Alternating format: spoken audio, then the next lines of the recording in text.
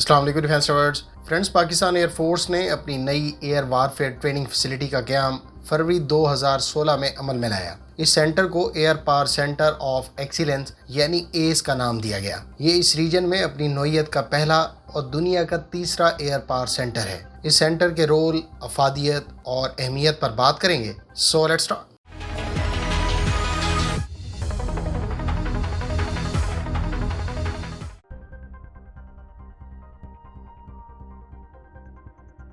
Year power centre for excellence دراصل Pakistan air force کی air warfare research and development facility ہے۔ یہ centre operations, research and air combat tactics doctrine کی منصوبہ بندی کو لنک کرتا ہے۔ یہ ادارہ پاکستان ایئر فورس کی انسداد دہشت گردی کی کارروائیوں اور انتہائی مشکل اور ڈیمانڈنگ فیوچر چیلنج سے نمٹنے کی صلاحیت میں اضافہ کرتا ہے۔ یہ اس ریجن میں الحمدللہ اپنی نوعیت کا پہلا جبکہ دنیا کا تیسرا ایئر پاور سینٹر ہے۔ اور یہ کوئی ہوائی بات نہیں، کیونکہ اگر ہم اس ڈومین میں گلوبل نظر دوڑائیں تو اس ڈومین میں آپریٹ کرنے والے دو ہی سینٹرز موجود ہیں۔ اس میں سے ایک joint air power competence centre of excellence یعنی JAPCC نظر آتا ہے، جو جرمنی میں کالکر میں موجود 16 ممبرز ممالک کا سینٹر ہے، جس میں جرمنی، کینیڈا، امریکہ، برطانیہ اور ترکی قابل ذکر ہیں۔ اسی طرح سے دوسرا US air force warfare centre ہے۔ یہ نیواڈا میں نیلس ایئر فورس بیس پر موجود ہے۔ اس وقت پاک فضائیہ کے سربراہ ایئر چیف مارشل سہیل امان نے کہا تھا کہ ایس دراصل ایک انسٹیٹیوٹ ہے جو کاؤنٹر انسرجنسی کے دائرہ کار میں ایئر وارفیئر آپریشنز میں کیپیسٹی بلڈنگ کے لیے کام کرے گا۔ اس کے علاوہ یہ فیوچر چیلنجز سے نمٹنے کے لیے پالیسی سازی اور دوست ممالک کی ایئر فورسز کے ساتھ تعاون کو مضبوط بنانے میں بھی اہم کردار ادا کرے گا۔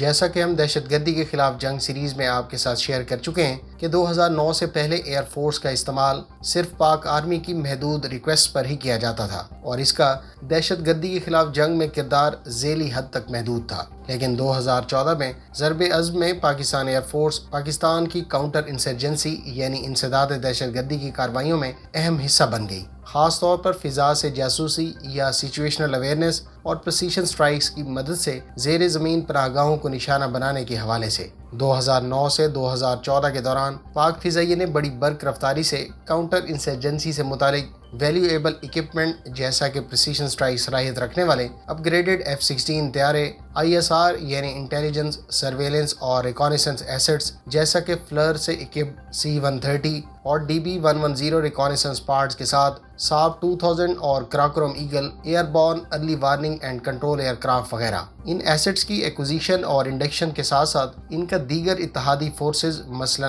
آرمی کے ساتھ سینرجی میں صحیح ہدف کو شناخت کرنا اور اس سے نشانہ بنانا اتنا ہی اہم ہے۔ اس طرح کی چیزیں نہ صرف ڈیولپ کرنے بلکہ پرسنل کے ساتھ ہم آہنگ کرنے اور نئے آنے والے پائلٹس میں منتقل کرنا بھی بہت زیادہ اہمیت کا حامل ہوتا ہے۔ لہٰذا یہاں air power centre of excellence جیسے اداروں کا قیام یہ چیز یقینی بناتا ہے کہ نہ صرف ان مہارتوں اور تجربات کو وقت کے ساتھ ساتھ بہتر بنایا جائے بلکہ نئی جنریشن میں یہ سکلز ٹرانسفر بھی کی جائیں۔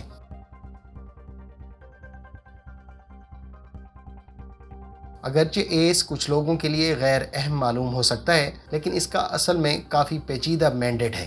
مثال کے طور پر اگر ہم صرف پریسیشن سٹرائکس کو ہی دیکھیں تو اس معاملے میں 3 مختلف لیکن کلیدی پہلوؤں کو دیکھنا پڑتا ہے۔ پہلا پائلٹس اور ویپن سسٹمز آفیسر کی تربیت ہے تاکہ ٹارگیٹنگ پارٹ سے اکپڈ ایئر کرافٹس جیسے مہنگے ایسٹ سے انٹینسیو سٹرائک آپریشنز میں بیسٹ پریکٹسز کو اپلائی کیا جا سکے۔ اس طرح کے آپریشنز کے لیے دوسری اہم چیز آرمی اور ایئر فورس کے منصوبہ سازوں کو یکجا کرنا ہے تاکہ ایسے آپریشنز جن میں باہمی نقصان کا خدشہ ہو اس سے بچا جا سکے۔ تیسرا اہم پہلو ISR کا استعمال کرتے ہوئے ٹائم سینسٹیو ٹارگیٹنگ کے تناظر میں ایئر کریو کے لیے سچویشنل اویئرنیس کو یقینی بنانا ہے۔ اس حوالے سے پاکستان ایئر فورس کے کیس میں اس کے پاس حقیقی جنگی تجربہ موجود ہے، لہٰذا ایسے میں ایئر پاور سینٹر جیسا انسٹیٹیوٹ اور بھی زیادہ قیمتی ثابت ہو سکتا ہے۔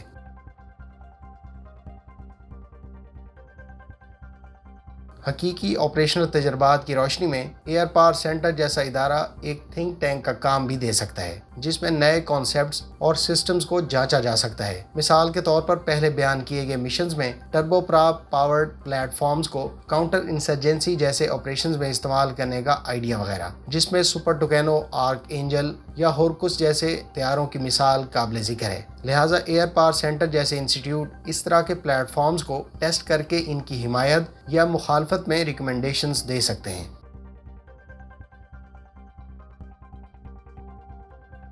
پاکستان کی بڑی فوج بھی ایس کے پوٹینشل کو ٹیپ کر سکتی ہے۔ آرمی کی ڈیڈیکیٹڈ اٹیک ہیلی کاپٹرز اور ISR ایسٹس کے لیے یہ خاصا ریلیونٹ ادارہ ہے۔ دوسری جانب آرمی کے پرسنل اپنے فضائیہ کے ہم منصب لوگوں کے ساتھ ایفیکٹولی کمیونیکیٹ کرنے کی ضرورت بھی پوری کر سکیں گے۔ گو کہ آرمی کے کچھ ایئر آپریشنز جیسا کہ انسرٹنگ اور extracting of special operation forces, close air support missions میں عام ڈرونز کا استعمال فضائیہ سے کچھ مختلف نوعیت کا ہے، لیکن دیکھنا یہ ہوگا کہ air power centre of excellence ایک ہولسٹک ادارہ بن کر پاک فضائیہ کے ساتھ ساتھ بالکل اسی طرح آرمی کے لیے بھی مددگار ثابت ہو سکتا ہے یا نہیں۔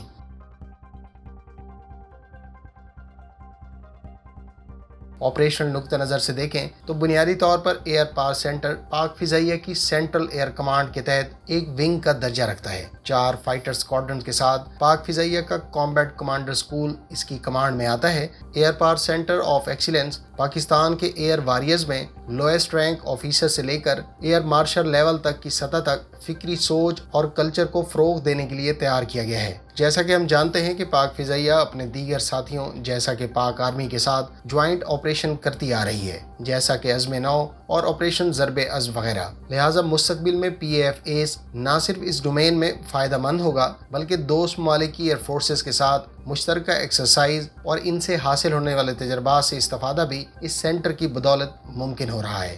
مثال کے طور پر مشترکہ ایکسرسائزز سے جہاں اس سینٹر میں سعودی عرب اور متحدہ عرب امارات کی یمن جنگ سے کئی سبق سیکھے جا سکتے ہیں، وہیں ترکی کے کردوں کے ساتھ جاری جنگ سے خاطر خواہ تجربات بھی حاصل ہو سکیں گے۔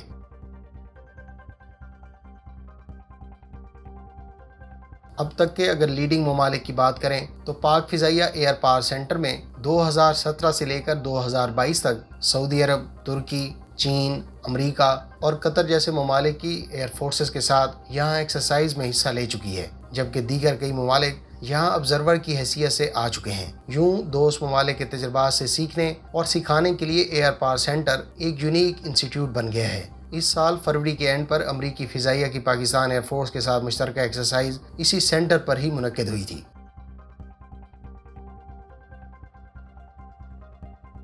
فرینڈز، ایس کا سب سے کروشل فائدہ مقامی سطح پر ٹیکنالوجی سے متعلق ریسرچ اینڈ ڈیولپمنٹ ہے، جو اس سے پہلے زیادہ تر باہر سے حاصل کی جاتی رہی ہیں۔ لہٰذا ہم یہ توقع کر سکتے ہیں کہ PFAs کے ماہرین لوکلی ایسیسریز اور گیجٹس تیار کر رہے ہوں گے جو سروس کے ہوم گرون ایئر کرافٹ کی اپ گریڈیشن فیسلٹی ثابت ہوگی۔ کامبیٹ کمانڈرز اسکول کے بعد ایئر پاور سینٹر کا قیام پاک فضائیہ کا موجودہ دور کے چیلنجز سے نمٹنے اور فیوچر نیڈز کے لیے نئی نسل کو تیار کرنے کی غرض سے شاندار انیشیٹو ہے۔